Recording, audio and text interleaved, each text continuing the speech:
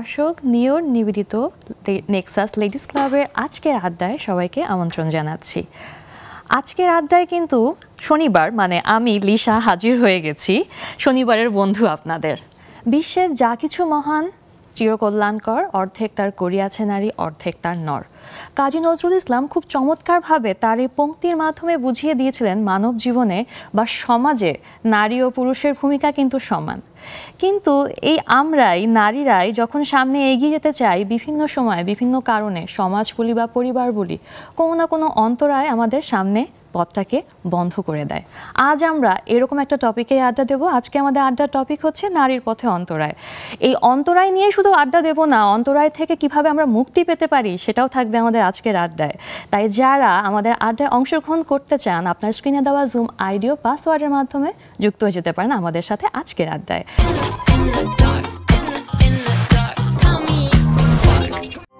Available at Herland Stores. বরাবরের মতোই তিনজন অতিথি আছেন আমার সাথে আজকে আড্ডা দেওয়ার জন্য। চলুন তাদের সাথে পরিচিত হয়ে নিই। আমার সাথে আজকে প্রথমে আছেন Nayar Islam, past national representative inner wheel Bangladesh. তারপরেই আছেন তানিয়া আক্তার, উদ্যোক্তা homemade food and Flavorex BD. আর তার সাথে আমার প্রতি শনিবারের বন্ধু রাহিমা সুলতানা রিতা, লাইফস্টাইল এক্সপার্ট। আপনাদের তিনজনকে আজকের আড্ডায় স্বাগত জানাচ্ছি। এবং আজকে আমাদের আড্ডার টপিকটা একটু কি বলবো, একটু মিষ্টি টক ঝাল হয়ে আসলে হবে, কারণ আমরা আজকে অনেকটা কঠিন একটা বিষয় নিয়ে কথা বলবো, কিন্তু চেষ্টা করব আড্ডার ছলে সমাধান খুঁজে বের করার। প্রথমে আমি নায়ার আপুর কাছে আসি। আপু, আমি জানি যে আপনি একটা দাতব্য সংস্থার সাথে আছেন এবং এটা নিয়ে একটু জানতে চাই প্রথমে। Thank you so much. আমি আছি ইনার হুইলে 2004 সাল থেকে। ইনার হুইল হচ্ছে একদমই, ইনার হুইলটা হচ্ছে একটা মেয়েদের জন্য একটা উইমেন ভলান্টারি ইন্টারন্যাশনাল অর্গানাইজেশন, যেখানে আমরা একটু সমাজে যারা একটু দুস্থ, নিপীড়িত, যারা একটু কম সুবিধাভোগী, তাদের জন্য আমরা কাজ করে থাকি। আর বিভিন্ন ধরনের কাজ এখানে আছে। এই অর্গানাইজেশনটার মানে খুব সুন্দর একটা অর্গানাইজেশন। এখানে প্রথম মোটোটাই হচ্ছে বন্ধুত্ব। আচ্ছা, মানে একজন আরেকজনের সঙ্গে বন্ধুত্ব করবে, সেই সুবাদে যে 2 নম্বর মোটোটা সেটা হচ্ছে সার্ভিস। ওকে, সমাজে তো আমাদের অনেক কিছু করার আছে, এবং আমরা যে ভালো থাকি, সে ভালো থাকার যে একটা ট্যাক্স আছে, সেই ট্যাক্সটা হচ্ছে যে নিজের ভালোটা অন্যর সাথে শেয়ার করতে হয়। আমি যেমন একলা একলা করতে পারি, কিন্তু ইনার হুইলের মোটোটাই হচ্ছে আমরা সবাই মিলে, সব বন্ধুরা একসাথে মিলে আমরা সেই সাহায্যটাই একটু দুস্থদের জন্য করে থাকি, সেটা হচ্ছে সার্ভিস। আর 3 নম্বরে একটা মোটো আছে, সেটা হচ্ছে ইন্টারন্যাশনাল আন্ডারস্ট্যান্ডিং। যেহেতু এটা একটা ইন্টারন্যাশনাল অর্গানাইজেশন, তো আমাদের এখানে সারা বাংলাদেশে মোটামুটি আমাদের ডিস্ট্রিক্ট 3 to 8 থেকে 65টার মতো ক্লাব আছে, এবং আমরা সবাই সবার ছোট ছোট জায়গা থেকে কিছু না কিছু হেল্প সারা দেশেই করে থাকি। আচ্ছা, সারা দেশেই আপনাদের সার্ভিসটা আসলে থাকছে, মানে যদি বলি বন্ধুত্বটা আপনারা ছড়িয়ে দিয়েছেন সারা দেশে। প্রথমে বন্ধুত্ব, সেই থ্রুতে আমরা সার্ভিসটা দিচ্ছি। আচ্ছা, সার্ভিসের ভিতরে কি কি আছে আসলে? এটা যেমন আমরা মেয়েদের জন্য সবচেয়ে জরুরি যে কতগুলো মৌলিক উপাদান আছে, তার মধ্যে হচ্ছে শিক্ষা। শিক্ষার ব্যবস্থাটা আমরা করি, যতটুকু পারি করছি। বাচ্চা মেয়েদের এবং বয়স্ক শিক্ষাও আছে আমাদের প্রকল্পের মধ্যে। আরও আছে যেমন আমরা স্বাস্থ্য সেবা দিয়ে থাকি, এটা খুব দরকার মেয়েদের জন্য একদম। এবং সেটা হাইজেনিক হোক, মেনস্ট্রুয়াল হোক, ফিজিক্যাল, যে কোনো কিছু। বিকজ আমাদের অনেক ডাক্তার আছে, আমরা নিজেরাই দাতব্য চিকিৎসালয় যেটাকে বলে, একটা ফ্রি ফ্রাইডে ক্লিনিকের মতো আমরা করি। তারপরে আমাদের কিছু প্রতিবন্ধী স্কুল আছে যেটা আমরা চালাই।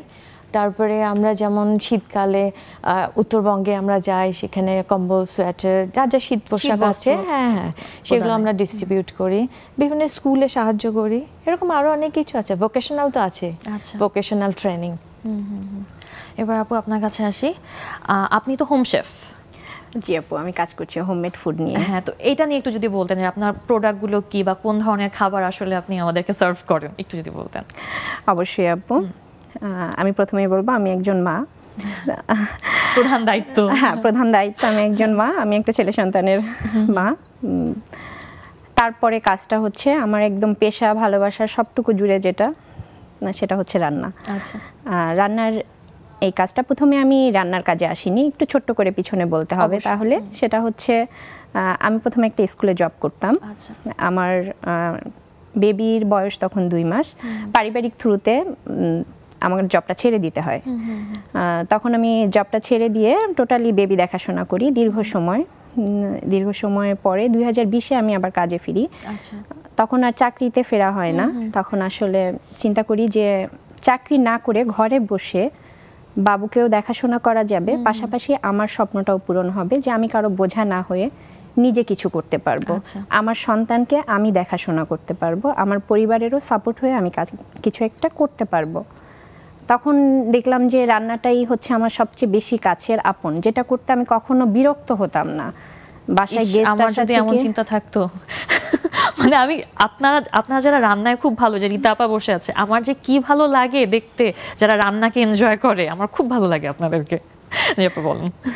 জি আপু, তারপরে কাজটা যখন 2020-এ আমি কাজ শুরু করি, তখন চিন্তা করলাম যে একটু ভিন্ন থেকে শুরু করি। যেমন আমাদের বাংলাদেশের ঐতিহ্যবাহী খাবারের মধ্যে পিঠা হচ্ছে অন্যতম।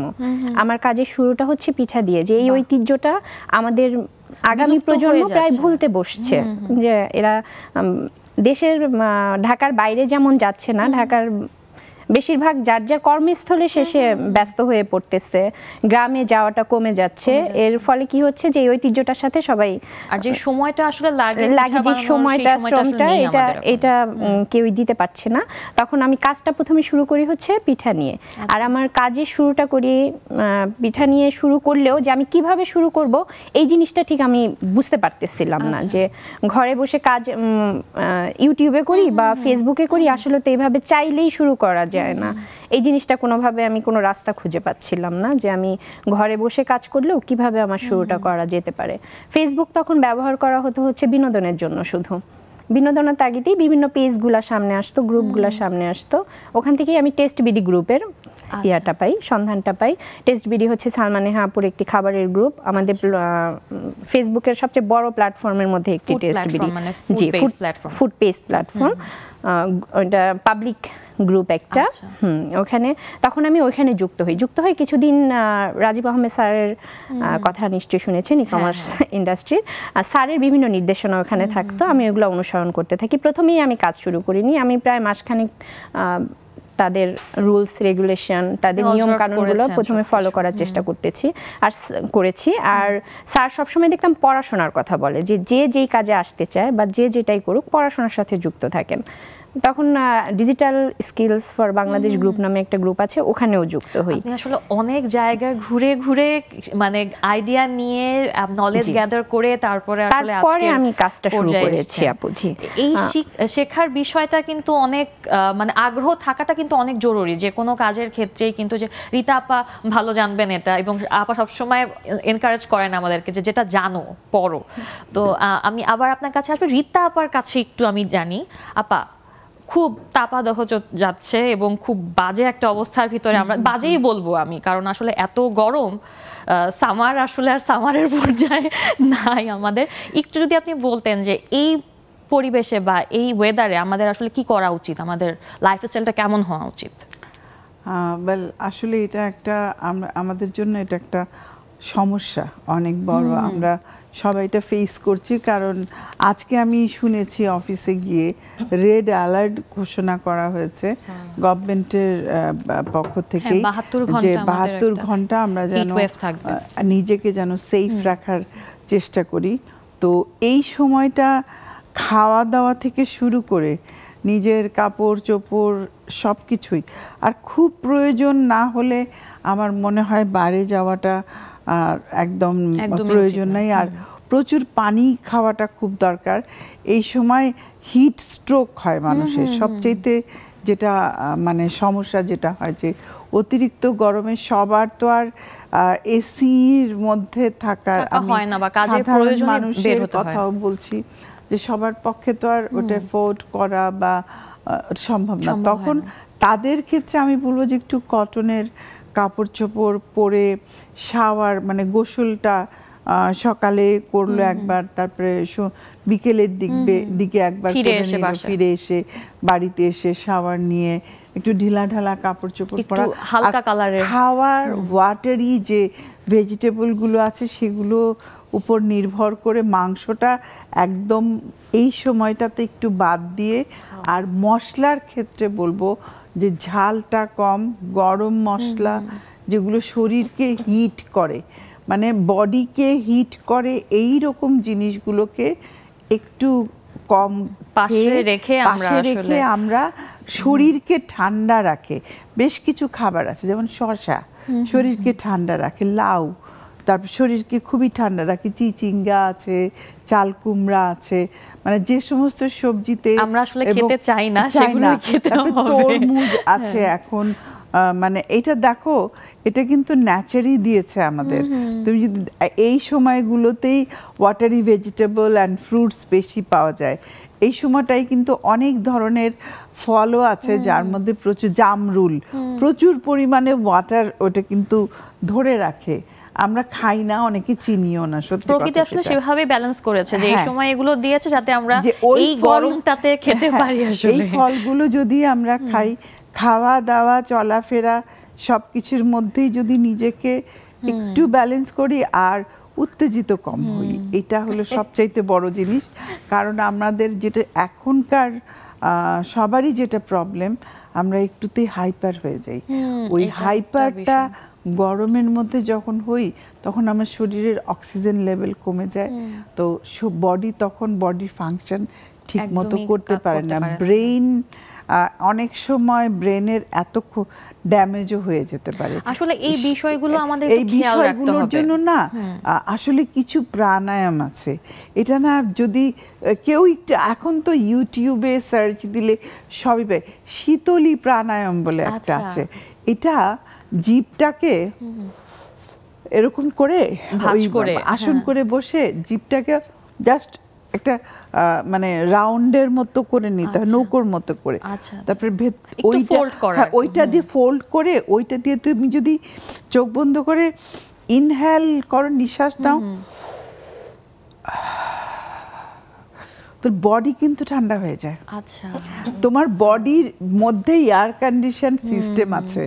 এখন বিষয় হলো তুমি তোমার শরীরকে কতটুকু জানো। ওই যে একটা কথা আছে, দেহ মন আত্মা, এই যে এই সংমিশ্রণ আমরা কি হারমোনাইজ করতে পারি দেহ মন আত্মাকে। দেহ এক জায়গায়, মন তো এদিক ওদিক দৌড়ায়, আর আত্মার খবর নাই। এই তিনটাকে হারমোনাইজ করে আমরা যদি একটু প্রাণায়ামটা করি এই সময়, সকালে ঘুম থেকে উঠে মাথাটা ঠান্ডা থাকবে, সব কাজ আমরা স্থিরভাবে করতে পারবো। আর অলওয়েজ নিজেকে স্থিরতাটা খুব ইম্পর্টেন্ট এই গরমে। হ্যাঁ, এবং অনুষ্ঠানের শুরুতে, অনুষ্ঠান বলছি আমি, আসলে অনুষ্ঠান না, এটা আমাদের আড্ডা। আমাদের আড্ডার শুরুতেই কিন্তু খুব চমৎকার কিছু টিপস আমরা পেলাম, এবং আশা করি এই টিপসগুলো আমরা আমাদের দৈনন্দিন জীবনে ফলো করব। আর এই টিপস পেতে পেতেই একটা ব্রেকের সময় হয়ে গেছে। আমরা আমাদের আজকের আড্ডার বিষয় ব্রেকের পরে কিন্তু শুরু করে দেবো, ঠিক আছে? প্রিয় দর্শক, আজকের আড্ডায় কিন্তু এখনো আমি আসল টপিকে যাইনি, তার আগে আমাকে একটা ব্রেক নিতে হচ্ছে, তাই বিরতির পরে দ্রুত চলে আসছি, কারণ আড্ডা আমাদের জমাতে হবে, শুরু করতে হবে, তাই আপনাদের অংশগ্রহণও কাম্য। সাথেই থাকুন।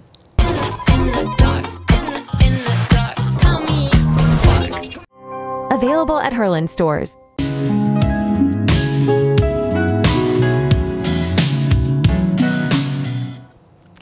ফিরে এলাম বিরতির পর নিবেদিত নেক্সাস লেডিস ক্লাবের আড্ডায়।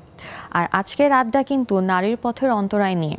আমরা আজকের প্রথম বিরতির আগে চেষ্টা করেছি আমাদের সার্বিক অবস্থা, মানে এখনকার আবহাওয়া নিয়ে কথা বলতে, মানে আড্ডা কিন্তু এখনো পুরোপুরি শুরু করিনি। আজকের আড্ডায় আমরা নারীর পথের অন্তরায় নিয়ে জানবো, সেই অন্তরায় থেকে মুক্তির অবস্থা নিয়েও জানবো, কিভাবে আমরা মুক্তি পেতে পারি, সামনে এগিয়ে যেতে পারি। যারা আজকের এই আড্ডায় আমার সাথে যুক্ত হতে চান, দ্রুত আপনার স্ক্রিনে দেওয়া জুম আইডি ও পাসওয়ার্ডের মাধ্যমে যুক্ত হয়ে যেতে পারেন। আর আমি চলে আসি আমাদের আড্ডায়। একদম শুরুতেই কিন্তু আমরা খুব ভালো কিছু টিপস পেয়েছি, তো এখন আমরা আড্ডার বিষয়বস্তুতে এখন চলে যাই। আজকের বিষয়বস্তু খুবই ইম্পর্টেন্ট একটা বিষয় কিন্তু, এবং নারী হিসেবে যখন একটা মানুষ মানে পৃথিবীতে আসে, আমার কাছে মনে হয় যে পৃথিবীতে আসা সহজ, কিন্তু আমাদের সমাজে আসলে টিকে থাকা তার জন্য কঠিন। আপনার কি মনে হয় আপু? আপনার কাছে আমি জানতে চাই, একটু যদি বলতেন। এটা শুধু যদি আমাদের দেশ হিসেবে চিন্তা করো, সেটা হচ্ছে যে আমি যেহেতু ইনারভিল করি, আমি ইনারভিলের থ্রুতে মানে বেশ কয়েক ক্লাসের নারীদের সঙ্গে আমার যেহেতু যোগাযোগ হয়েছে আমার কাজের মাধ্যমে, আমি দেখেছি যে আমাদের দেশে নারীদের অবস্থা, বিশেষ করে যারা একটু মানে কম সুবিধাতে আছে, হ্যাঁ, তারা একটু কিন্তু ঝামেলার মধ্যেই আছে। কারণ পুরুষ শাসিত সমাজ যেটাকে বলে, সেই দৃষ্টিভঙ্গিতে কিন্তু তারা একদম অসহায়। তাদেরকে কন্ট্রোল করে তাদের বাবা, তাদের হাজব্যান্ড, তাদের ভাইরা। হ্যাঁ, আবার আরেকটা জিনিস আছে কি, এটা জানো যে আমাদের দেশে তো 2 রকম শিক্ষা ব্যবস্থা, একটা হচ্ছে আধুনিক যেটাতে আমরা পড়াশোনা করি, হ্যাঁ, নর্মাল যে পড়াশোনাটা আমাদের, আর আরেকটা হচ্ছে একটু মানে মানে প্রচলিত শিক্ষার বাইরে যেটা, সেটা হচ্ছে মাদ্রাসা শিক্ষা, যেখানে গ্রামের অধিকাংশ বাবা মারাই চায় তাদের বাচ্চারা হচ্ছে মাদ্রাসায় পড়াশোনা করবে। এখন এইখানে কিন্তু মানে আধুনিক কোনো ব্যবস্থা থাকে না। এখন বাবারা চায় যে তাদের ছেলেমেয়েরা যেহেতু মাদ্রাসায় পড়বে, তার ধ্যান ধারণা কিন্তু ওইভাবে করে ওঠে। সেক্ষেত্রে একটা আধুনিক কিছু বুঝাতে গেলে আবার আমাদের একটু ঝামেলা হয়ে যায়। আসলে আমরা যেই দৃষ্টিকোণ থেকে আমরা চাই যে ছেলেমেয়েরা আমাদের মাদ্রাসায় পড়ুক, সেই শিক্ষাটা কিন্তু দিতে আসলে আমরা পারি না। এটা একটা বিষয়। যদি আমি ধার্মিক বা ইসলামিক মাইন্ড থেকে যদি বলি, আসলে সেই সুযোগ সুবিধাটা কিন্তু আমাদের এখনো তৈরি হয়ে ওঠেনি। এটা ঠিক দৃষ্টিভঙ্গিটারও একটা ব্যাপার আছে, কারণ আমি এটা কথাটাই বলতে যাচ্ছি যে দৃষ্টিভঙ্গির পরিবর্তন যদি হয়, তাহলে শুধুমাত্র যেহেতু আমরা নারীকে নিয়ে আলোচনা করছি, একটা নারীর কিন্তু উন্নতির পথে আর বাধা থাকে না।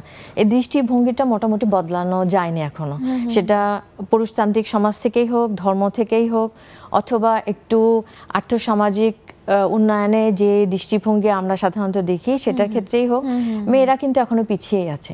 এটা যদি একটু পরিবর্তন হয়, তাহলে আমার মনে হয় যে, একটা ছোট উদাহরণ কি দিই, যেমন আমরা যেমন আমাদের মেয়েদেরকে, মানে যারা একটু গ্রামে থাকে, আমাদের তো একটা টিম থাকে, আমরা যাদের হেল্প করি, সেরকম মহিলাদের আমরা 7-8টা করে প্রত্যেক মাসেই আমরা চেষ্টা করি যে সেলাই মেশিন দেওয়ার, এতে করে ভোকেশনাল ট্রেনিংটা হয়।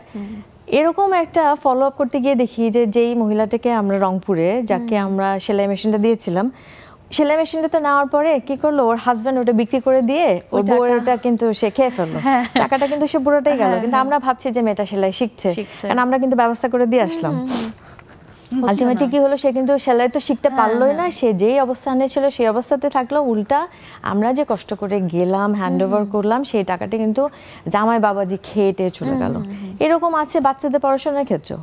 আমরা যেমন বললাম যে বাচ্চা স্কুলে যাবে, প্রাইমারি স্কুলে, এখন তো সরকার থেকে মেয়েদের প্রাথমিক শিক্ষাতে একদমই ফ্রি, বই খাতা ফ্রি থাকে। এটাতে একটা সুবিধা আছে যে সে প্রাথমিক জুনিয়র শিক্ষাটা সে শেষ করতে পারে, অত বেসিক একটা শিক্ষা তার ব্যবস্থা করে দিয়েছে। অত বেশি পয়সা কিন্তু খরচ হচ্ছে না বাবা মার। কিন্তু বাবাটা চায় সে মাদ্রাসায় যাবে, বাবাটা সুবিধা তো। মেয়ে একটা স্কুলে, সরকারি স্কুলে যদি পড়াশোনা করে, সে জানবে, সে বুঝবে বাল্যকালে বিবাহ যে ঠিক না, একটা মেয়ে জানবে। কিন্তু এই জানাটা কেন জানে বাবাটা পছন্দ করছে না, এটা আমাদের নিজস্ব দেখা একদম। এটা আমি মনে করি যে আপনি যেটা বললেন যে দৃষ্টিভঙ্গিটা এখনো হচ্ছে যে মেয়েরা বেশি মানে জানলে সমস্যা, মেয়েরা বেশি অধিকার সম্পর্কে সচেতন হলে সমস্যা। এক্স্যাক্টলি। কিন্তু কথাটা শুরু করলাম নেগেটিভ ভঙ্গিতে, কিন্তু শেষটা হবে পজিটিভ ভঙ্গি দিয়ে। কারণ কি, আমরা সঙ্গে সবসময় লেগে আছি, আমরা চাচ্ছি মেয়েদের উন্নতি হোক। আমাদের দেশে সবখানে তো পারছি না, যতটুকু আমাদের আয়ত্তের মধ্যে থাকছে আমরা চেষ্টা করি যে তাদেরকে একটু পড়াশোনা শেখানো, একটু স্বাস্থ্য সচেতনতা থাকবে। আর ওইখানে তো আসলে অত মোবাইল তো অত চালু হয়নি যে ছোট বাচ্চাদের হাতে শহরের ছেলে মেয়েদের মতো অত মোবাইল থাকবে। ওরা তো জানার পরিধিটা কিন্তু সীমিত, খুব সীমিত। আমরাই যখন একটু ওয়ার্কশপ করি, একটু ট্রেনিং দেই, তারা জানে। আর টেলিভিশন তো বাচ্চারা অত বেশি দেখে না, টেলিভিশনে কিছু দেখানো হয় না। চেষ্টা করছে না সেভাবে লেগে থেকে যতটুকু তাদের উন্নতি করা সম্ভব হয়। তো এই কথার প্রেক্ষিতে আমি তানি আপুর কাছে একটু আসি। আপুর এক কথায় কিন্তু একটা বিষয় খুব ক্লিয়ার ছিল যে পারমিশন নেয়া, যে বাসায় যিনি পুরুষতান্ত্রিক সমাজে যিনি হচ্ছেন বাসার হর্তাকর্তা, তার কাছ থেকে একটা পারমিশন একটা ইস্যু থাকে যে আমাকে যদি পারমিট করে দেন আমি যেতে পারবো বা আমি এই কাজটা করতে পারবো। তো আপনার ক্ষেত্রে কি এই জিনিসটা হয়েছিল যখন আপনি করেছেন? আপনি কিন্তু একটু বলেছেন যে আপনার পারিবারিক কারণে আপনার চাকরিটা ছাড়তে হয়েছিল। হ্যাঁ, সেই ক্ষেত্রে যখন আরো আমরা হোমমেড ফুড নিয়ে কাজ করতে চাই অনলাইনে, তখন কিন্তু সম্মানের জায়গাটা আরো অনেক ছোট হয়ে আসে, অনেক ছোট হয়ে আসে। আমি কিন্তু যদিও আমি আমার কাজকে রেসপেক্ট করি, আমি খুব অনার বোধ করি, নিজেই খুব গর্ববোধ করি যে না, আমি একটা পেশাতে আছি, আমি সম্মানের সাথে কাজ করছি। কিন্তু পারিবারিক যেই বাধাটা, পারিবারিক বাধা যতটা ছিল তার চেয়ে সাপোর্টটা অনেক বেশি ছিল। এই জন্য আমি এই দিক থেকে নেগেটিভ বলবো না আপু, কারণ আমার মা, আমার বোন আমাকে সবসময় খুব সাপোর্ট করেছে। অন্যদিকে নেগেটিভিটি খুব থাকলেও, মা আর বোনের কথা বললেন, বাসায় যিনি পুরুষ সদস্যটি আছেন, যে তিনি যেই হোক, আমরা নাম মেনশন না করি, সেখান থেকে সাপোর্টটা আপনি পেয়েছেন? সেখানে সাপোর্টটা আসলে আপু ওইভাবে ছিল না, এটাই আসলে জানা তখন একদমই ছিল না। যেটা এখন যখন দেখে যে একটা পর্যায়ে এসেছে, তখন তারা আবার বলতে এখন বুঝেছে, তারা আবার এখন বলতে গর্ববোধ করে যে না, আমি লেগেছিলাম বিধায় কিছু একটা করতে পেরেছি। আমি কিন্তু কারো কথায়, যেটা রীতা আপু খুব সুন্দরভাবে বলল, যে আমি যেটা শুরু করি সেটা শেষ দেখে ছাড়ি। আমার ভিতরে সবসময় এই জেদটা থাকে যে আমি কাজটা শুরু করেছি, অবশ্যই আমি লেগে থাকলে, আমি সৎভাবে পরিশ্রম করলে আমি একটা জায়গায় যেয়ে পৌঁছাতে পারবো। খুব সহজ না, প্রতিদিনই অনেক নেগেটিভিটি চলে আসে, কখনো কাজের ক্ষেত্রে চলে আসে। সামাজিক যোগাযোগ মাধ্যমগুলো আমাদের জন্য এখনো এতটা পজিটিভ না। এখানে একটা কথা না বললেই না, যদি আমরা কখনো ফেসবুকের কোনো নিউজ লিংকের কমেন্ট সেকশন দেখি, ওটাতে তো মনে হয় যেন সমস্ত দোষ শুধুমাত্র মেয়েদের, যে পক্ষেরই দোষ হোক, শুধুমাত্র মেয়েরা হচ্ছে ব্লেম হচ্ছে। ভালো কথা যদি লিখে তার পিছনে কমেন্ট বাজে থাকবে। আমি একটা কথা বলি, ও তো এই যুগে, ডিজিটাল যুগে রান্না শুরু করেছে। তো আমি যখন রান্না শুরু করি, চিটাগং ইউনিভার্সিটি থেকে political science honours masters complete করে আমার একটা ব্যাংকে জবও হয়ে যায়। সেইটা ছেড়ে মানে কি রান্নাকে ক্যারিয়ার হিসেবে নিলাম। যে কত কঠিন হয়েছিল যুদ্ধটা আমার জন্য, বাট আমি হার মানি নাই। আমি বলেছি, আমাকে এগুলোও শুনতে হয়েছে, এটা তো বুয়ার কাজ। মানে এবং অনেকে যারা আমাদের ফ্যামিলিতে যারা একটু বেশি আপার ইয়েতে আছে, বরচি, মানে সোজা কথা বরচি মানে চিটংয়ে বাবুর্চি, মানে সোজা কথা। তো এই রকমের একটা জায়গায় যে এই কাজগুলা কেন তুমি এটা করবে, তুমি একটা শিক্ষিত মেয়ে, ওই সময় রান্না যে একটা পেশা হতে পারে এটাই তো ওই সময় কনসেপ্টই ছিল না। আর তাদের কথা হলো ওই সময় কয়টা মেয়ে বিশ্ববিদ্যালয় থেকে পাস করতো, খুবই কম। এই রান্নাতে আপনি যে এসছেন বা অনেকদিন ধরে কিন্তু আমরা শুনছি, কিন্তু একটা জিনিস আমার জানার খুব ইচ্ছে, এই যে আপনি রান্নাকে পেশা হিসেবে নিবেন, এই স্বপ্নটা কিভাবে এলো বা কাকে দেখে আপনি ইন্সপায়ার হয়েছিলেন? ওরে আল্লাহ, একজনকে দেখে হয়েছিলাম। চিটাগংয়ে আমার মায়ের ফ্রেন্ডের মেয়ে। আমি তখন জাস্ট মাস্টার্স পরীক্ষা দিয়ে আমার হাতে একটু সময় ছিল, তো আমি আম্মাকে বললাম যে আমি এই টাইমটাতে কিছু করতে চাই। তো তখন ফারহানা নামের একজন আর্মি অফিসারের ওয়াইফ ছিলেন, তো উনি উইডো ছিলেন, ওনার হাজবেন্ডকে মেরে ফেলা হয়েছিল। উনি সকাল থেকে ওনার একটা ট্রেনিং সেন্টার ছিল, বাসাতেই একটা মেয়ে ছিল, তো ওনার বাবার বাড়িতে ওনাকে একটা অ্যাপার্টমেন্ট দেওয়া হয়েছিল। তো সেখানে উনি সকাল থেকে রাত পর্যন্ত সপ্তাহে 6 দিন ক্লাস করাতেন। সকালে একটা ক্লাস ছিল রান্না, সকালে একটা ক্লাস করাতেন, রাতে মানে সন্ধ্যায় একটা, বিকেলে 3টা থেকে একটা ছিল, সকাল 10টা থেকে একটা ছিল। মানে আমরা 3 ঘন্টা করে করতাম। শুধু রান্না না, উনি রান্নার সব ধরনের কুইজিন, কুকিং, বেকিং, তারপরে মোগলাই, চাইনিজ, সব ইকেবেনা ছিল, কাটিং ছিল, ফ্লাওয়ার মেকিং ছিল, উনি অনেক কিছু করাতেন। তো আমি ওনাকে দেখে এবং ওনার কাজ দেখে, আমি ফারহানা আপা আমার গুরু, তা আমি ওনাকে দেখে মুগ্ধ, এবং উনি যতগুলো কোর্স করালেন সব আমি কমপ্লিট করলাম।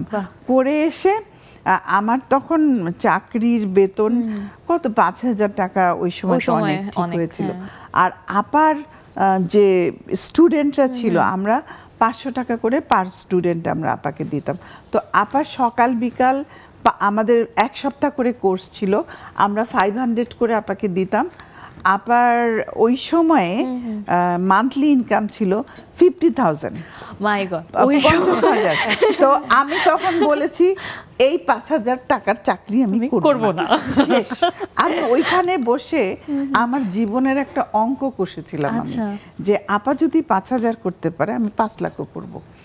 জাস্ট কথার কথা, এটা এই যে একটা স্বপ্ন বোনা, এটাও কিন্তু অনেক বড় একটা ব্যাপার। ওখানে বসে আমার নিজের জীবনের স্বপ্ন, অঙ্ক সব কষে ফেলেছি, এবং তখনই ডিসাইড করলাম এসে আমি এই কাজটা করব। আমি চিটংয়েই বাবার বাড়িতেই শুরু করলাম, ওভেন কিনে ফেললাম, যা যা দরকার সব কিছু। তারপরে আমার মনে হলো এখান থেকে আমার যা শেখা হয়ে গেছে, আমার এখন প্রাতিষ্ঠানিক শিক্ষা দরকার। আপার অঙ্কটা কিন্তু খুব ভালো কষা হয়েছিল, তো এই অঙ্ক কষতে কষতে আমাদের আবার ব্রেকের হিসাবও চলে আসে, সো আরেকটা ব্রেক নিতে হবে এখন আমাকে।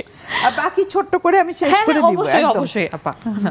হ্যাঁ, আমরা ব্রেক থেকে এসে কিন্তু বাকিটা শুনে নিব, ঠিক আছে?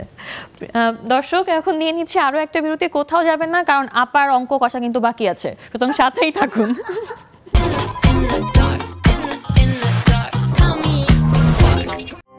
Available at Herland stores.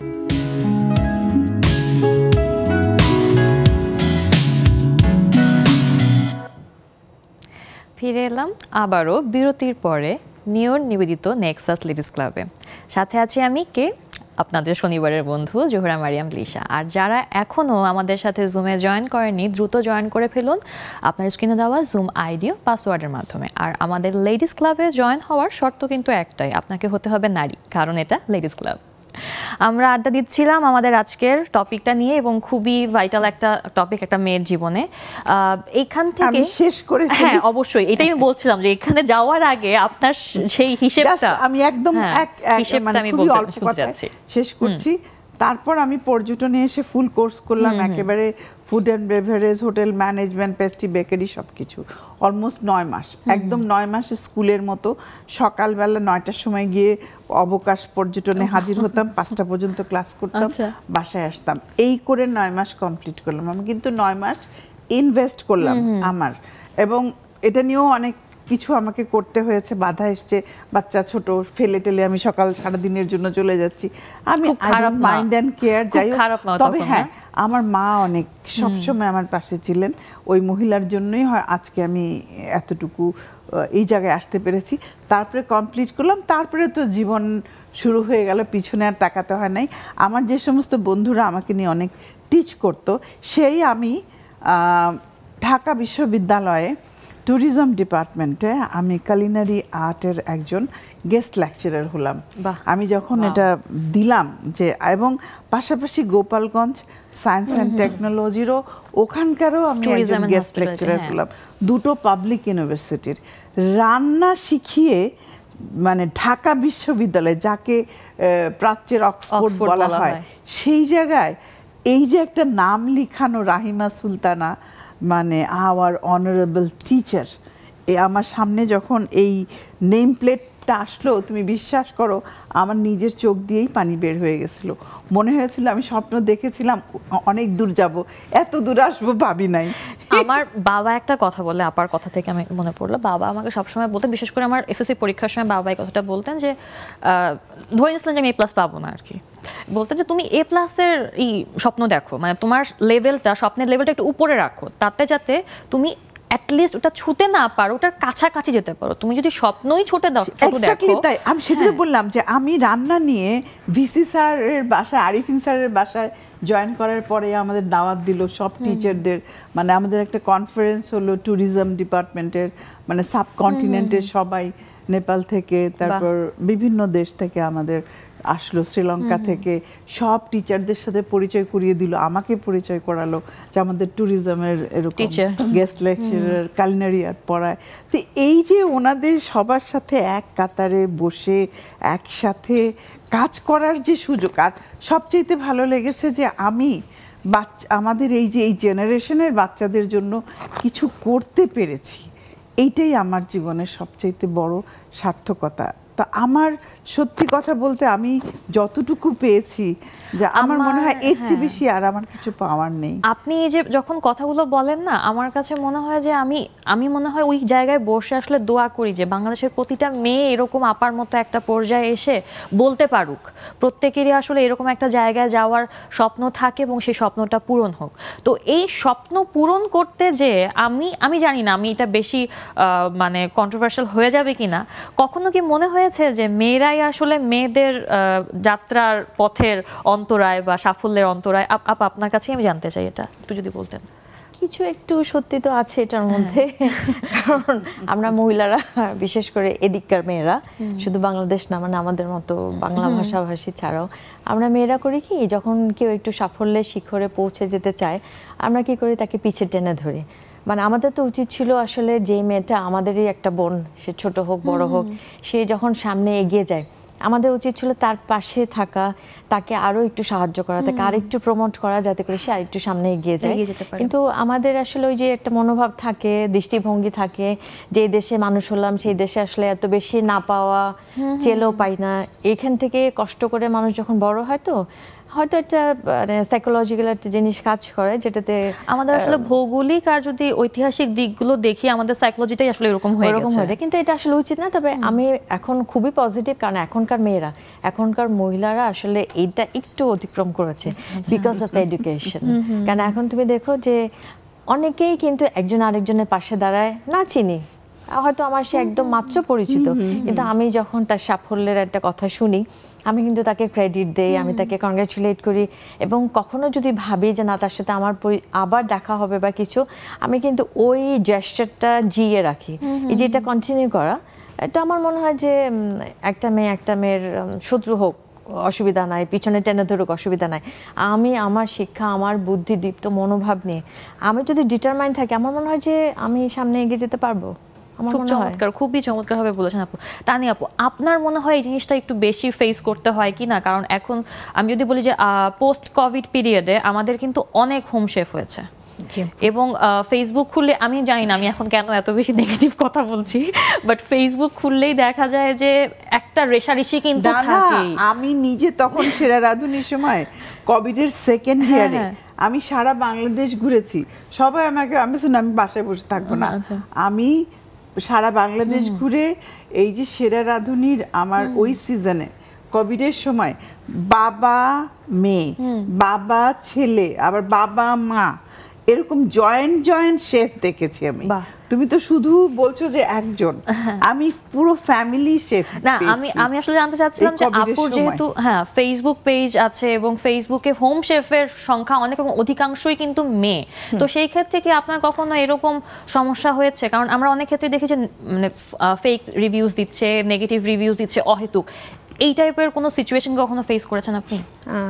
আপু, কাজ করতে গেলে নেগেটিভ পজিটিভ দুটোই আমাদের ফেস করতে হয়, কিন্তু আমি বলবো যে আমি সব সময় আমার যে সহযোগী উদ্যোক্তারা আছে, আমি সবার পাশে থাকার চেষ্টা করেছি সব সময়, সবভাবে। তাদের কাছ থেকে যদি নেগেটিভ কোনো কিছু পেয়েছি, আমি তাদেরকে সেটা রিপ্লাই দিয়েছি পজিটিভভাবে, যার ফলে একটা পর্যায়ে যে তারা তাদের ভুল বুঝতে না পারলেও অন্তত আমার পেছনে লাগেনি। এটা কিন্তু খুব ভালো একটা ব্যাপার, যে আমি যদি ভালো থাকি তাহলে কতক্ষণ বিরক্ত করতে পারবে, কতক্ষণ পারবে, একসময় সেই বিরক্ত হয়ে যাবে। কিন্তু সে যখন সে আমাকে হেট রিঅ্যাক্ট দিচ্ছে বা সে আমাকে নিয়ে গসিপ করছে, বাট আমি তাকে সুন্দর সুন্দর কমেন্টস করে আসছি, আমি তার পোস্টগুলোতে সবসময় একটা লাভ রিঅ্যাক্ট দিয়ে আসতেছি, তখন সে কতদিন আমাকে জাজ করে তো তার লাভ নেই, আমার পিছনে লেগে থেকে কোনো লাভ হচ্ছে না, কারণ আমি তো খোঁচালে ফুলছি না, আমি তো আমার মতো করে কাজ করে যাচ্ছি। ইট ইজ ট্রু, আমি তো বিলিভ করি। আমাকেও অনেক রকম কথা অনেকে বললে, আল্লাহ জানেন আপনার সম্পর্কে, বলুক, এটা ওর প্রবলেম, এটা আমার প্রবলেম না। আপনি একটা বলছেন যে আপনার যখন আপনি ইন্টার্নশিপ করতে গেলেন, তখন আপনার একটা কি অনেকটা শুনতে হয়েছিল। আমি আসলে আমার ইন্টার্ন না করলে আমার সার্টিফিকেট দিত না পর্যটন থেকে। 1 মাস আমাদের ইন্টারকন্টিনেন্টালে ইন্টার্নশিপ করতে হয়েছে। আমি পেস্টিয়ান বেকারির উপরে করেছিলাম। তখন তো আমাকে বলেছে ভদ্র ঘরের মেয়েরা হোটেলে যায় না, এরকম কথা আমাকে বহু শুনতে বলছে। হ্যাঁ, আপার পরে আপনার কাছে চলে আসছি আপা। তো আমি তখন বলেছি যে আমি অভদ্র, আমার ঘর ভদ্র, আমি এটা বলেছি, আমি ঘরকে অভদ্র বলছি না, বাট আমি অভদ্র। আমার এই কোর্সটা আমি হাতে নিয়েছি, আমি 9টা মাস কষ্ট করেছি, আর আমার এই একটা মাসের জন্য কি আমি হার মানবো? আমি অভদ্রই হলাম। আমি অভদ্র হয়েই ওখানে সেই 9টা 5টা করে কাজ করে আমার সার্টিফিকেট নিয়ে আমি এসেছি। হ্যাঁ, নায়ার আপু কিছুটা বলতে চাচ্ছিলেন আপনি। আমি না ওই যে আসলে টপিকটা যেহেতু দৃষ্টিভঙ্গি বদলের ব্যাপার আছে, এইটা নিয়ে আমি আর ছোট্ট একটা যদি একটু ফানি গল্প, সেটা হচ্ছে আমার বিয়ের পরপর, সেটা হচ্ছে 97-এর দিকে, এটা আমার বিয়ে হচ্ছে 96-এ, 97-এর দিকে। তো আমরা তখন আমার শ্বশুরবাড়িতে আমি আর আমার ভাবি, মানে আমরা শুধুই বসে আছি, মানে এরপরে অবশ্য আমরা টিচিংয়ে জয়েন করেছি এবং আমরা দুইজনে অনেক বছর টিচিংয়ে ছিলাম। তো আমার ভাবিও ভীষণ খুব মজাদার রান্না করতে পারে, আর আমার হাতও মানে খারাপ না, আমি খুব মানে মোটামুটি রান্না জানি। তো তো আমরা দুজনে মিলে ঠিক করলাম যে আমাদের বাসার সামনে একটা স্কুল আছে, তো ওই স্কুলের ক্যান্টিনে আমরা তো খাবার সাপ্লাই দিতে পারি, যেহেতু আমরা দুজনে বেকার বসে আছি বিয়ের পরে।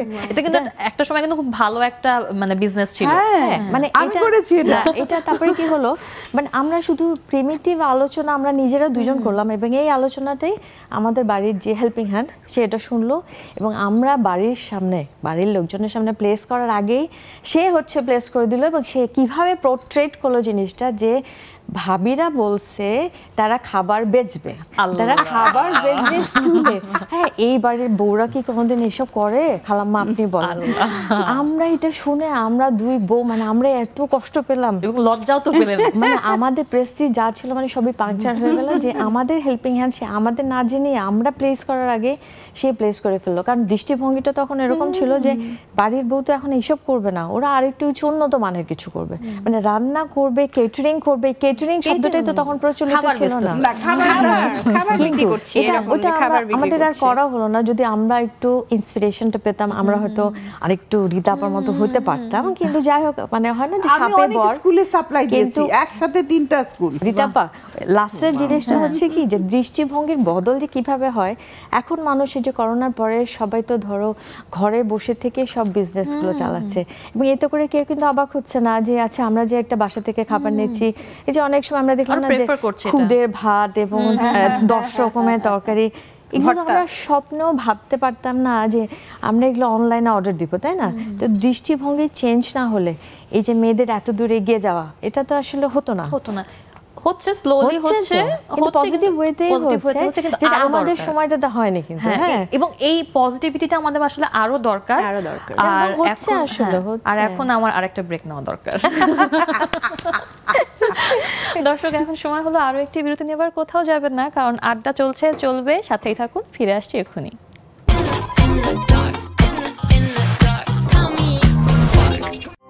Available at Herland Stores.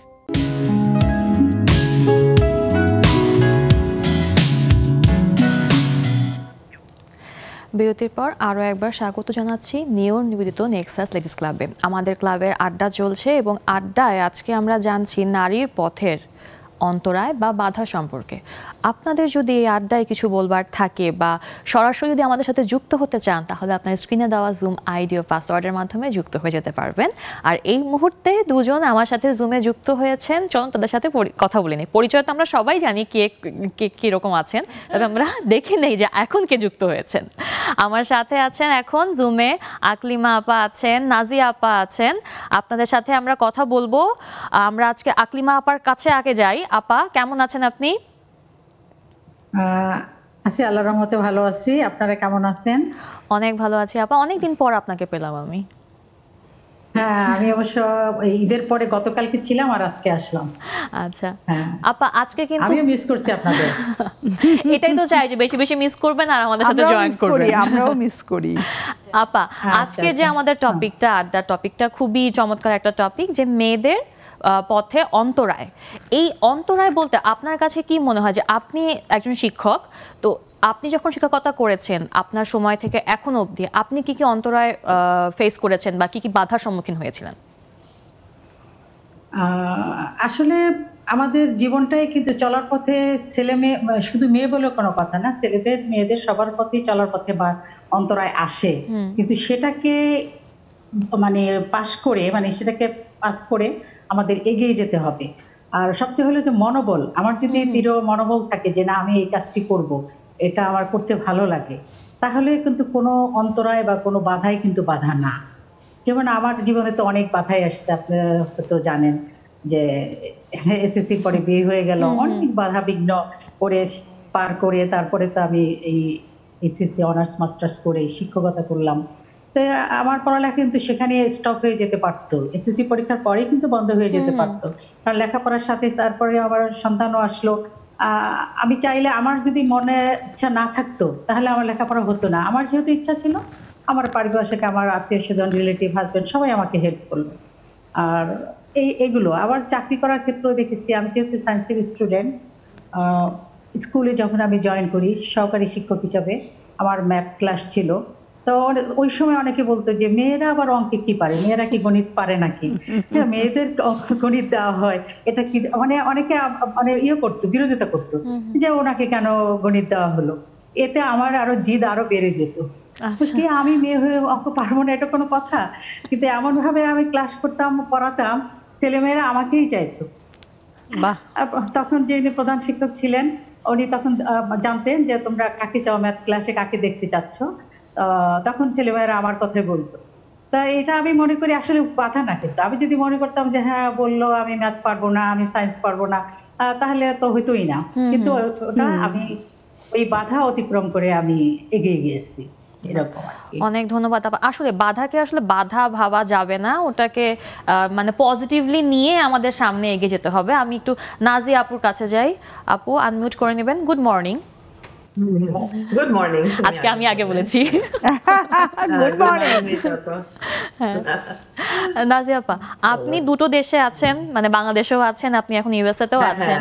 তো আপনি যখন ইউএসএ তে গিয়েছেন, এই যাওয়ার পথে কি আপনার কোনো বাধার সম্মুখীন হতে হয়েছে, বা আপনি একটু বলবেন যে বাংলাদেশের মেয়েরা যতটুকু বাধার সম্মুখীন হয় চলতি পথে, ইউএসএ যারা মেয়েরা, যারা নেটিভ যারা, তারাও কি সেম বাধার সম্মুখীনই হচ্ছে নাকি কোনো ডিফারেন্স আছে? বাধাটা যেমন আতিফ বাবা যেটা বললেন, বাধাটা যে শুধুমাত্র কাজের ক্ষেত্রে হয় তা কিন্তু না, বাধা অনেক রকম থাকে জীবনের। যেমন একটা মেয়ের ক্ষেত্রেই বলি, যেহেতু এটা নারীর একটা প্ল্যাটফর্ম, তার মানে চলার পথটা কিন্তু খুব ইজি নাও হতে পারে। এখানে যেমন হ্যাঁ এডুকেশন একটা লেভেল পর্যন্ত ফ্রি, হাই স্কুল পর্যন্ত এডুকেশন ফ্রি, কিন্তু এই হাই স্কুলে এডুকেশনে আসতেও কিন্তু অনেক ছেলে মেয়েদের অনেক অসুবিধা হয়। ওদের বাড়িতে কিন্তু একটা ডোমেস্টিক একটা ভায়োলেন্স, এটা কিন্তু অন্য ধরনের এক ধরনের জায়গা।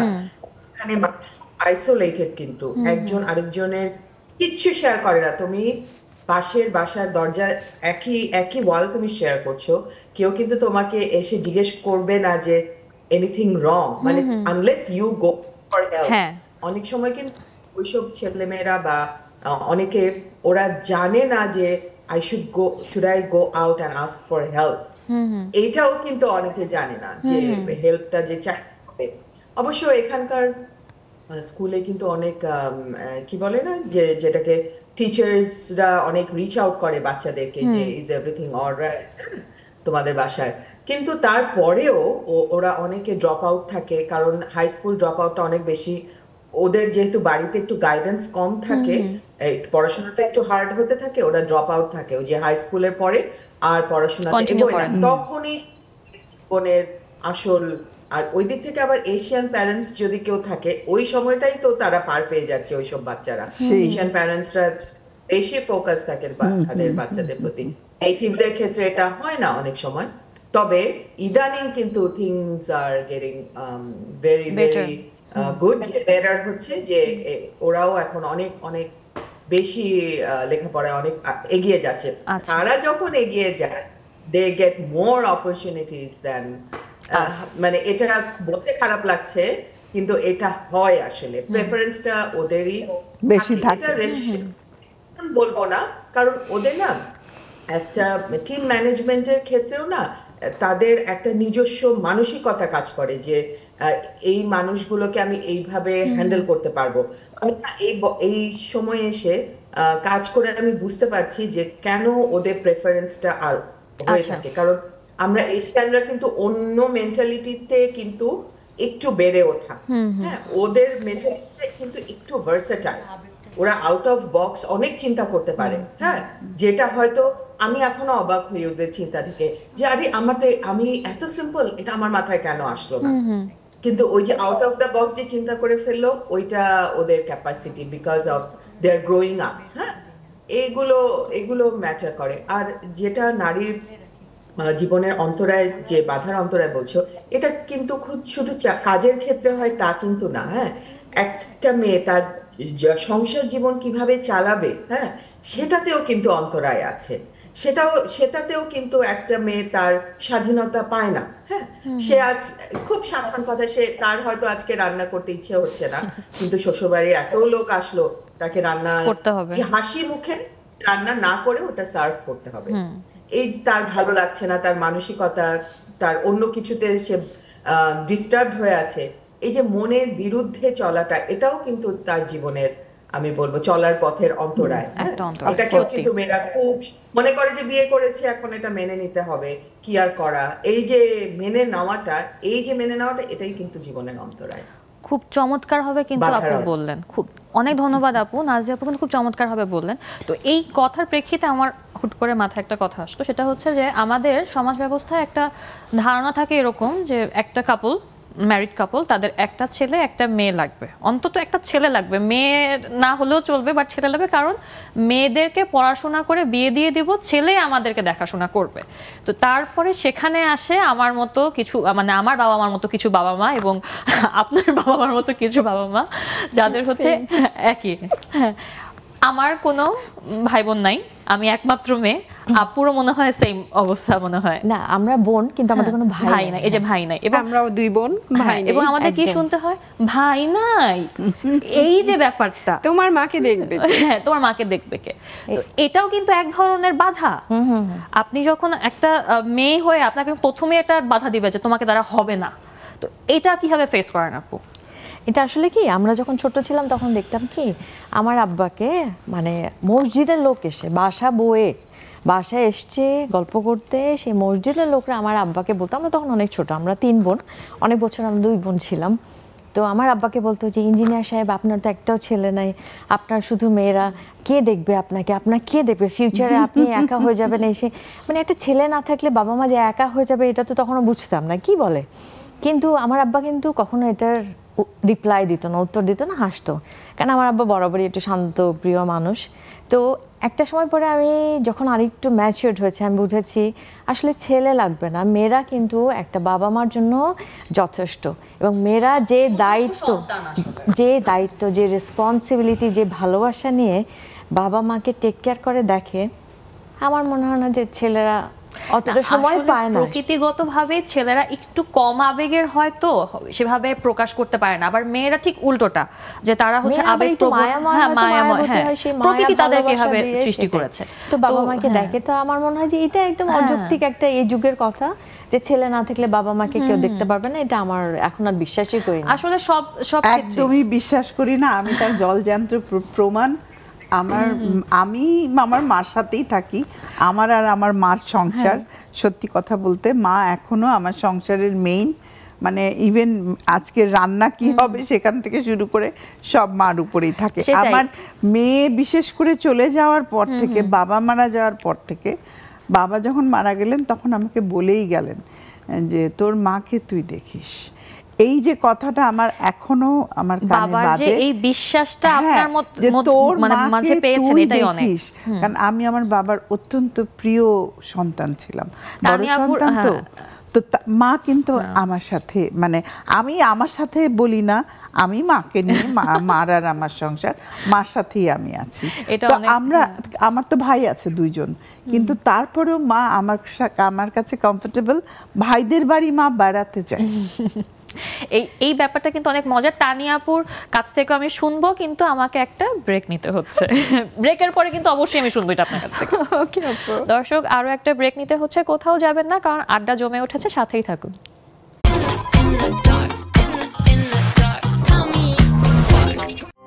Available at Herland stores.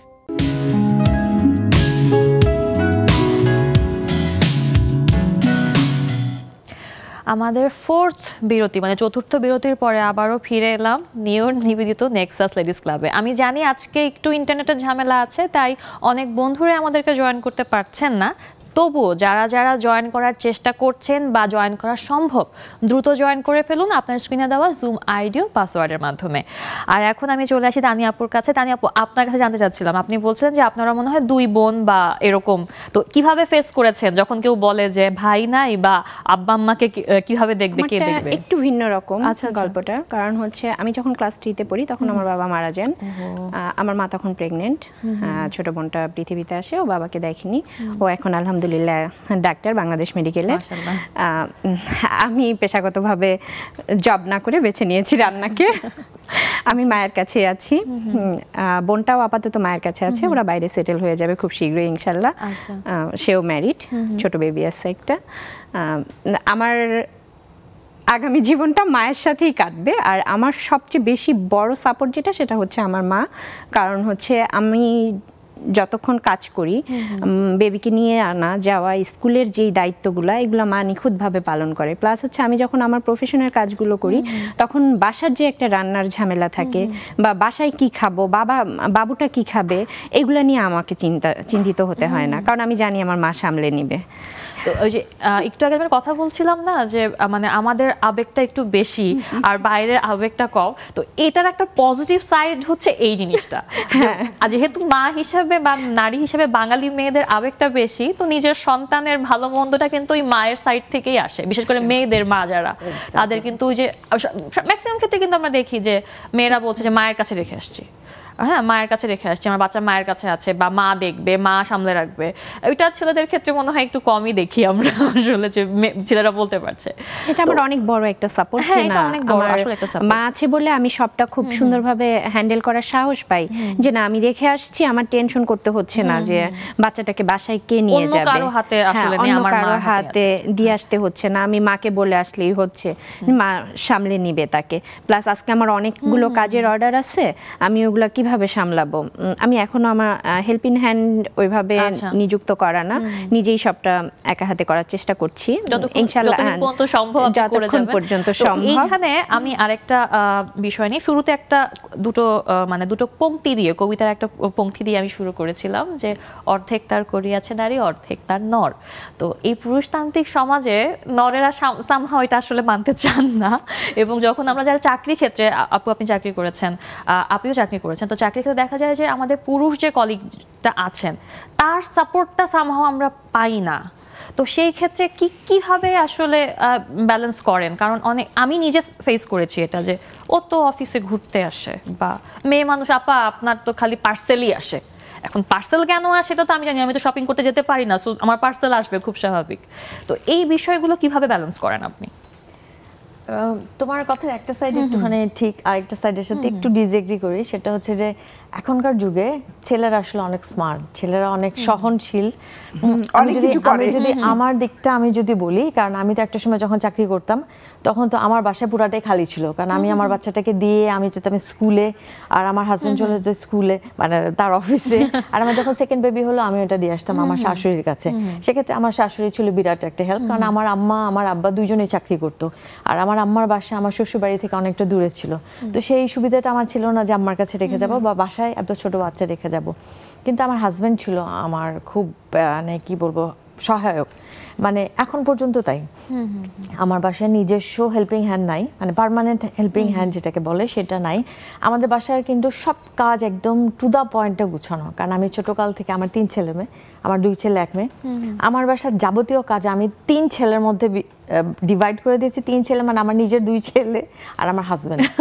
এই ক্ষেত্রে আমি আমার মেয়েকে একটু দূরে রেখেছি, কারণ আমি জানি আমার মেয়ে তো বড় হলে যখন তার বিয়ে হয়ে যাবে সে তো এমনি কাজ করবে। আমার বাসাটা অন্তত আমার মেয়ে কাজ না করে থাকুক, আমার ছেলেরা কাজ করে। এটা আমার বন্ধুরা সবাই জানে, যারা জানে যে নায়েরের বাসায় গেলে নায়েরের ছেলেরা কাজ করে, মেয়েকে সামনে আসতে দেয় না। আচ্ছা, নায়রাপুর থেকে এখন তানিয়াপুর কাছে জানতে চাই, আপনারও তো ছেলে আছে একটা, এবং আমার ধারণা আপনি নিশ্চয়ই আপনার ছেলেকেও ঠিক একইভাবে বড় করছেন, যে সব কাজ জানতে হবে। সকালে ঘুম থেকে উঠে বিছানাটা গুছানো, রাতে মশারিটা টানানো, আমি যখন কাজ করছি ফার্নিচারগুলো মোছা, সব কাজগুলো, টেবিলে খাবার সার্ভ করা হোক, কখনো হেল্পিং হ্যান্ড না আসলে ব্রাশ দিয়ে ঘর পরিষ্কার করা হোক, আমি সবকিছু চেষ্টা করি।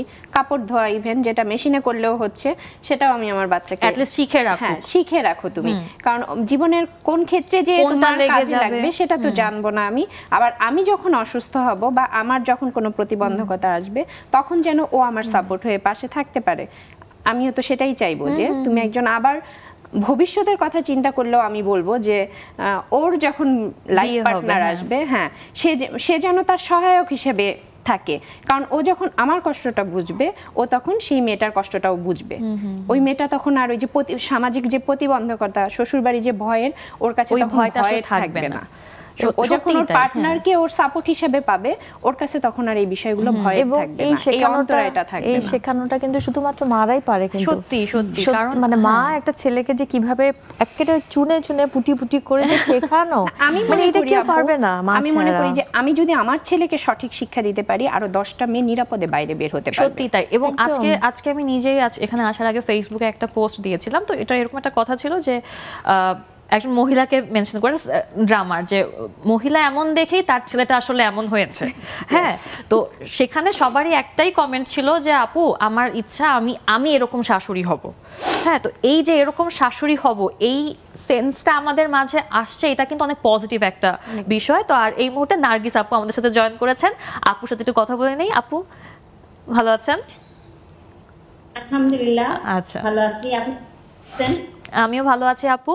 আপু আজকে আমাদের টপিকটা তো আপনি জানেন, আমরা কিন্তু কথা বলছিলাম যে নারীদের পথ চলতে যে অন্তরায়গুলো, যে বাধাগুলো, সেসব নিয়ে। আর এখন আমি আপনার কাছে জানতে চাই যে ছেলে মেয়েদেরকে, বিশেষ করে ছেলেদেরকে ছোটবেলা থেকেই কাজকর্ম শেখানো বা দৃষ্টিভঙ্গি যে বদলের বিষয়টা, এটা আপনি কিভাবে দেখেন? না, ছেলে মেয়ে তো দুইজনেই তো আমাদের একটা অ্যাসেট, কি বলবো, আমাদের একটা মূল্যবান একটা রত্ন। এগুলোকে দেখাটার কোনো মানেই হয় না, যুক্তিসঙ্গত কোনো কারণে নাই। দুজনকে সমান চোখে দেখতে হবে। ঠিক আমি যেমন আমার ছেলেকে ভালোবাসবো, আমার মেয়েকেও ভালোবাসবো, তারপর আবার মাকে যে আসবে তারকেও আমার জন্য, সে আমার কিন্তু মেয়ে। সুতরাং পুরো প্রায়োরিটি কিন্তু আমার উপরে নির্ভর করতেছে, আমি তাদেরকে কিরকম ভাবে কি চোখে দেখতে চাই, তাদেরকে কিভাবে আমি দিতে চাই। আমি যখন তাদেরকে মূল্য দিতে চেষ্টা করবো, তাদের কাছ থেকে আমি পাবো। কারণ আমি যদি কিছু না দেই, তাহলে তো ওদের কাছ থেকে আসলে আমি কিছু করতে পারবো না। আমাকে আগে পজিটিভ চিন্তা করতে হবে, আমাকে পজিটিভ দিক রাখতে হবে, তারপরে কিন্তু আমার ছেলে মেয়ের মধ্যে থেকে তাদের কাছ থেকে আমার ভালোবাসাটা পুরোপুরি আদায় করে আমাকে নিতে হবে। সেভাবে দেখা যাচ্ছে আমার ছেলে একটা, ও কিন্তু আমাকে যথেষ্ট হেল্প করে। এই যে আজকে আমি জুমে বসছি ওরই কারণে, ও আমাকে সব দেখাই দিচ্ছে, আম্মু এটা করবা, এটা করবা, এভাবে এভাবে। ঠিক তেমনি আমি যেমন ওকে পড়াশোনা করাতাম, ও আমাকে এখন ওই রকম ভাবে তারপরে খুব সুন্দর। আমি রান্না করতেছি, ও আমার পাশে এসে দাঁড়ালো, বা আমার হাজবেন্ড আমি যখন ও এসে রুটি সেঁকে দিচ্ছে, ও এসে একটু দিচ্ছে। এই যে এই বর্নিংটা আমার কাছে এত ভালো লাগে। আমার কাজের স্পৃহা গুলো বা আমার যে ক্লান্তি, আমার যে একটা কি বলবো খারাপ লাগা, এই যে প্রচন্ড গরম, হ্যাঁ, তার মধ্যে থেকে ওদের ছোট ছোট একটা কন্ট্রিবিউশন আমার কাছে সারাটা দিন আমার মানে ভালো লাগে। আপা এই ছোট ছোট কন্ট্রিবিউশন থেকে কিন্তু আপনার ছেলে অনেক কিছু শিখছে, যেগুলো তার পরবর্তী জীবনে কাজে লাগবে। আর এখন আমার সাথে জয়েন করেছে রিতা আপা, হাসিনা আপা এবং নাহিদা আপা। আপনারা সাথেই থাকবেন, কারণ আমাকে ছোট্ট একটা বিরতি নিতে হচ্ছে। দর্শক, এখন নিচে আরো একটি বিরতি, কোথাও যাবেন না, আমাদের সাথেই থাকুন, ফিরে আসছি খুব শিগগিরই।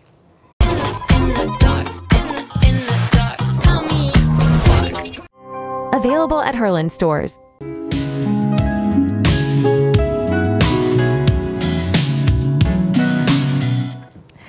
নিওর নিবেদিত নেক্সাস লেডিস ক্লাবের আড্ডার একদম শেষের অংশে আমরা চলে এসেছি। যারা যারা এখনও আমাদেরকে জয়েন করেননি, আপনার স্ক্রিনে দেওয়া জুম আইডি ও পাসওয়ার্ডের মাধ্যমে জয়েন করে ফেলবেন।